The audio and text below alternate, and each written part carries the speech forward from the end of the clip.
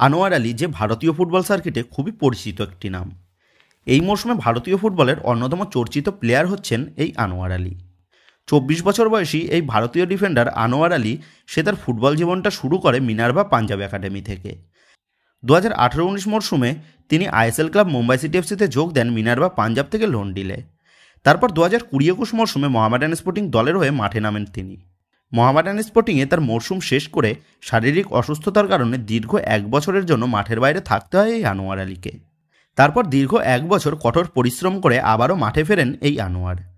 2021-22 মরশুমে দিল্লি এফসি থেকে loan delay যোগ দেন তিনি আইএসএলের ক্লাব এফসি গোয়া দলে এবং দিল্লি এফসিতে 1 মরশুম কাটিয়ে আবারও 2022-23 মরশুমে তিনি ফিরে যান আই লিগের ক্লাব দিল্লি এফসিতে। এরপর 2023-24 মরশুমে দিল্লি এফসি থেকে লোন ডিলে যোগ দেন মোহনবাগান দলে। মোহনবাগান দলে যোগ দেওয়ার পরই একটা স্বপ্নের মরশুমের মধ্যে দিয়ে কাটায় এই ভারতীয় ডিফেন্ডার। মোহনবাগান দলের হয়ে প্রতিটা টুর্নামেন্টেই দুর্দান্ত পারফরমেন্স করে মোহনবাগান দলের ডিফেন্স লাইনের মূল স্তম্ভ হয়ে দাঁড়ায় এই আনোয়ার। মোহনবাগান জার্সিতে সর্বপ্রথম ডুরান্ড কাপ চ্যাম্পিয়ন হয় তিনি। তারপর আবার মোহনবাগান জার্সিতে গত মরশুমে আইএসএল লিগ শিল্ড জিতে ভারত সেরাদের তালিকায় নাম তোলেন এই ভারতীয় ডিফেন্ডার। একটা লম্বা চুক্তিতে লোন ডিলে দিল্লি এফসি থেকে মোহনবাগান দলে যোগ দেয় আনোয়ার। তবে এই মরশুমটা শুরু হতে না হতেই আনোয়ার আলীর জীবনে কিন্তু ঘটে একটা বড় পরিবর্তন। দিল্লি এফসির কর্ণধার রঞ্জিত বাজাজের হাত ধরে ভারতীয় ফুটবলে জনপ্রিয়তা লাভ করেন এই ভারতীয় ডিফেন্ডার আনোয়ার আলী। শারীরিক অসুস্থতার সময় এই রঞ্জিত বাজাজ তিনি আনোয়ার আলীকে সমস্ত রকম সাহায্য করে আবারও তার অসুস্থতা কাটিয়ে তাকে মাঠে ফিরিয়ে নিয়ে আসতে সাহায্য করেন, যার ফলে আনোয়ার আলীর গডফাদার হিসেবে পরিচিতি লাভ করে এই রঞ্জিত বাজাজ। এবং এই পরিচিতিটা এতটাই গভীর রূপ নেয় যে আনোয়ার আলী সে নিজের কেরিয়ার নিয়ে ভবিষ্যতে কোন পরিকল্পনা করবেন সেটাও কিন্তু ঠিক করে দিতেন স্বয়ং রঞ্জিত বাজাজ। গত মরশুমে মোহনবাগান জার্সিতে সফলতা পেয়ে ভারতীয় ফুটবল সার্কিটে আরও জনপ্রিয়তা লাভ করে এই ভারতীয় ডিফেন্ডার, যার ফলে আনোয়ার আলী সে হয়ে ওঠে এই রঞ্জিত বাজাজের সোনার ডিম পাড়া হাঁস। কারণ আনোয়ার আলী সে যেহেতু দিল্লি এফসি থেকে লোন ডিলে মোহনবাগান দলে সই করেছিল, সেই কারণে লোনের টাকাটা যেত রঞ্জিত বাজাজের হাতে। গত মরশুমে মোহনবাগান জার্সিতে দুর্দান্ত পারফরমেন্স করার সুবাদে এই মরশুম শুরু হওয়ার আগেই রঞ্জিত বাজাজ তিনি আনোয়ার আলীকে যুক্তি দেন মোহনবাগান ম্যানেজমেন্টের কাছে তার স্যালারিটা বৃদ্ধি করার জন্য দাবি জানাতে। এর পাশাপাশি আনোয়ার আলীর লোন ডিলটাকে পার্মানেন্ট ডিলে বদল করার জন্যও তিনি জানান। কারণ আনোয়ার আলীর লোন ডিলটা পার্মানেন্ট ডিলে পরিবর্তন করলে এককালীন কিন্তু একটা মোটা অর্থ হাতে পাবে রঞ্জিত বাজাজ। আর রঞ্জিত বাজাজের এই পরামর্শ মতনই আনোয়ার আলী সে মোহনবাগান ম্যানেজমেন্টকে এই প্রস্তাবটা রাখে। তবে প্রথম মরশুমেই দলের হয়ে দুর্দান্ত পারফরমেন্স করেই তার স্যালারিটাকে বৃদ্ধি করতে হবে, এই দাবিটা যেন কোনো মতেই মেনে নিতে পারেনি বাগান ম্যানেজমেন্ট। কারণ আনোয়ার আলী ছাড়াও মোহনবাগান দলে রয়েছে একাধিক ভারতীয় তারকা প্লেয়াররা। সেক্ষেত্রে সবাইকে ছেড়ে শুধুমাত্র একজন প্লেয়ারের স্যালারিটাকে বৃদ্ধি করার বিষয়টা এটা কিন্তু সঠিকভাবে মেনে নেয়নি মোহনবাগান ম্যানেজমেন্ট।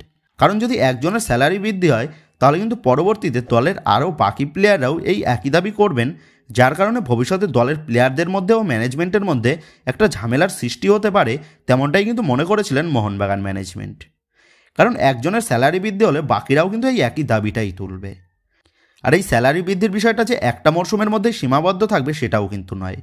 কারণ এক মরশুমের সফলতার শেষে যদি দলের সমস্ত প্লেয়ারদের বেতন বৃদ্ধি করতে হয়, সেক্ষেত্রে যে মরশুমে মোহনবাগান দল সফলতা পাবে সেই প্রতিটা মরশুমের শেষেই কিন্তু দলের প্লেয়ারের সেই একই রকমভাবেই বেতন বৃদ্ধির দাবিটা তুলতে পারে। যার ফলে এই বিষয়টা যে সঠিক নয় তেমনটাই চিন্তাভাবনা করে মোহনবাগান ম্যানেজমেন্ট তারা আনোয়ার আলীর রাখা ওই প্রপোজালটাকে কিন্তু রিজেক্ট করে দেয়। আর এই বিষয়টা জানার পরই রঞ্জিত বাজাজ সে শকুনি মামার মতন নিজের চাল কিন্তু চালা শুরু করে এবং আনোয়ার আলীকে দলে নেওয়ার জন্য আইএসএলের একাধিক ক্লাবের সাথেও কিন্তু তিনি কথাবার্তা বলেন। তবে সেই সমস্ত সব ম্যানেজমেন্টই কিন্তু তারা রঞ্জিত বাজাজের এই প্রপোজালটাকে রিজেক্ট করে দেন। কারণ তারা সকলেই জানতো যে এমন একটা ডিল করলে তাদের পরবর্তীতে সমস্যা দেখা দেবে। আর সব ক্লাবের কাছ থেকে অফার রিজেক্ট হওয়ার পর রঞ্জিত বাজাজ সে কিন্তু সোজা সাক্ষাৎ করেন নিতুবাবুর সাথে এবং নিতুবাবুকে আনোয়ার আলীর প্রস্তাব দিলে নিতুবাবু তিনিও কিন্তু এক কথায় রাজি হয়ে যান। কারণ ইস্টবেঙ্গল ও মোহনবাগানের মধ্যে প্রতিদ্বন্দ্বিতা এতটাই ছিল যে কোনো ম্যানেজমেন্টই কিন্তু চাইবে তার প্রতিপক্ষর থেকে নিজেকে সেরা প্রমাণ করতে। আর সেই মতনই নিতুবাবু কিন্তু রঞ্জিত বাজাজের চালে পা দিয়ে দেন। তবে এই চালটা যে নিতুবাবুর জন্য কতটা ভয়ঙ্কর রূপ নিতে চলেছে সেটা হয়তো তিনি পরিকল্পনা করতে পারেননি। তো যথার্থভাবেই গত মরশুম শেষ হওয়ার পর এই মরশুমে ট্রান্সফার উইন্ডো ওপেন হলে আনোয়ার আলী সে মোহনবাগান ছেড়ে যোগ দেয় ইস্টবেঙ্গল দলে এবং আনোয়ার আলী তিনি ইস্টবেঙ্গল দলে যোগ দেওয়ার পর থেকেই শুরু হয় আইনি পদক্ষেপ। আনোয়ার আলী মোহনবাগান ছেড়ে ইস্টবেঙ্গলে যোগ দেওয়ার জন্য মোহনবাগান ম্যানেজমেন্ট তারা কিন্তু পিএসসিতে আনোয়ার আলী, রঞ্জিত বাজাজ ও ইস্টবেঙ্গল এই তিন পক্ষের বিরুদ্ধেই মামলা দায়ের করেন। অপরদিক দিয়ে তিন পক্ষও তারা তাদের বিরুদ্ধে করা এই মামলাটা সঠিক নয় সেই নিয়ে কিন্তু তারাও তাদের মন্তব্য জানায়। এবং দীর্ঘদিন ধরে এই মামলা চলার পর অবশেষে কিন্তু পিএসসির তরফ থেকে আনোয়ার আলীকে শাস্তি প্রদান করা হয় এবং পিএসসির শাস্তি অনুযায়ী আনোয়ার আলীকে প্রায় 7 কোটি টাকার কাছাকাছি তাকে ক্ষতিপূরণের দাবি জানানো হয়। অপরদিক দিয়ে দিল্লি এফসি এবং ইস্ট বেঙ্গল এই দুই ক্লাবকেই একটা করে ট্রান্সফার ব্যান দেওয়া হয় এবং আনোয়ার আলীকে 4 মাসের জন্য তাকে ব্যান করা হয়। তো পিএসসির তরফ থেকে এইরকমই কিন্তু একটা শাস্তি প্রদান করা হয় আনোয়ার আলীর কেসে এবং পিএসসির এই শাস্তিটা জানানোর পরই রঞ্জিত বাজাজ তিনি কিন্তু পিএসসির রায়ের বিরুদ্ধে দিল্লি হাইকোর্টে মামলা করেন, যে মামলাটা কিন্তু এখনও পর্যন্ত চলে আসছে। রঞ্জিত বাজাজ তিনি ইস্টবেঙ্গলের সাথে আনোয়ার আলী সেই যখন নতুন চুক্তিপত্র হয় সেই চুক্তিপত্রে তিনি উল্লেখ করে দেন দিল্লি এফসি থেকে আনোয়ার আলী যখন ইস্টবেঙ্গলে যোগ দেবে সেই দিন থেকেই আনোয়ার আলী সংক্রান্ত কোনো শাস্তিতে দিল্লি এফসি তারা কোনো রকম আর্থিক সহায়তা করবে না, পুরো অর্থের বিষয়টাই মেটাতে হবে ইস্টবেঙ্গল দলকেই। আনোয়ার আলীর নতুন চুক্তি অনুযায়ী ইস্টবেঙ্গলকে মোট 32.95 কোটি টাকা প্রদান করতে হয়েছে, যেখানে ট্রান্সফার ফি বাবদ প্রায় 2.5 কোটি টাকা পেয়েছে রঞ্জিত বাজাজ এবং আনোয়ার আলীর স্যালারিটাও প্রদান করা হয় বার্ষিক 3 কোটি থেকে 3.5 কোটির কাছাকাছি। এর পাশাপাশি আরও সমস্ত খরচ মিলিয়ে 5 বছরের জন্য মোট 32.95 কোটি টাকা খরচ করতে হচ্ছে ইস্টবেঙ্গলকে আনোয়ার আলীকে দলে নেওয়ার জন্য। তো আনোয়ার আলীর ডিলে ইস্টবেঙ্গলের থেকেও বেশি কিন্তু লাভবান হয়েছে রঞ্জিত বাজাজ, কারণ ট্রান্সফার ফি বাবদ এককালীন 2.5 কোটি টাকা তিনি হাতে পেয়েছেন। এর পাশাপাশি আগামীতে আনোয়ার আলীর কম্পেনসেশনের পুরো বিষয়টাই তিনি কিন্তু ইস্টবেঙ্গলকে দিয়ে বহন করিয়ে এই আনোয়ার আলীর বিষয়টা থেকে কিন্তু পুরোটাই স্লিপ করে গেছেন রঞ্জিত বাজাজ। সেক্ষেত্রে আনোয়ার আলীর এই ডিলটাতে আলটিমেটলি কিন্তু লাভ হয়েছে সেই রঞ্জিত বাজাজেরই। তো যাই হোক, ইস্টবেঙ্গলে যোগ দিয়েই আনোয়ার আলীর পারফরমেন্সটা কিন্তু দিনের পর দিন তলানিতে গিয়ে ঠেকেছে। এর পাশাপাশি বেশিরভাগ সময়টাই আনোয়ার আলীকে কিন্তু চোটের কারণে ইস্টবেঙ্গলের বেঞ্চে বসেই কিন্তু কাটাতে হয়েছে। মোহনবাগান জার্সিতে এক মরশুমেই আনোয়ার আলী সে Durand cup plus ISL league shield নিজের নামে করে নেয়, তবে ইস্টবেঙ্গলে যোগ দিয়ে এই মরশুমে এখনও পর্যন্ত একটা টুর্নামেন্টেও কিন্তু ট্রফির দেখা মেলেনি আনোয়ার আলীর চোখে। এই মরশুমে আনোয়ার আলী ছাড়া মোহনবাগান দল তারা ডুরান্ডের রানার্স আপ হয়েছে। আনোয়ার আলী ছাড়া এই মরশুমে মোহনবাগান তারা আইএসএলের লিগ শিল্ডও চ্যাম্পিয়ন হয়েছে। অপরদিক দিয়ে ইস্টবেঙ্গল তারা আনোয়ার আলীকে দলে নিয়েও এই মরশুমে ডুরান্ড থেকে খুব সম্ভবত কোয়ার্টার ফাইনাল থেকেই বিদায় নিয়েছে। এর পাশাপাশি আনোয়ার আলীকে দলে নিয়ে ইস্টবেঙ্গল তারা এই মরশুমেও আইএসএলে সেই 9ম স্থানেই শেষ করেছে। সেক্ষেত্রে একদিকে মোহনবাগান এই মরশুমে ভারত সেরা হয়েছে আনোয়ার আলীকে ছাড়াই, অপরদিক দিয়ে ইস্টবেঙ্গল তারা এই মরশুমে আনোয়ার আলীকে দলে নিয়েও তারা কিন্তু সেই অসফলই থেকেছে।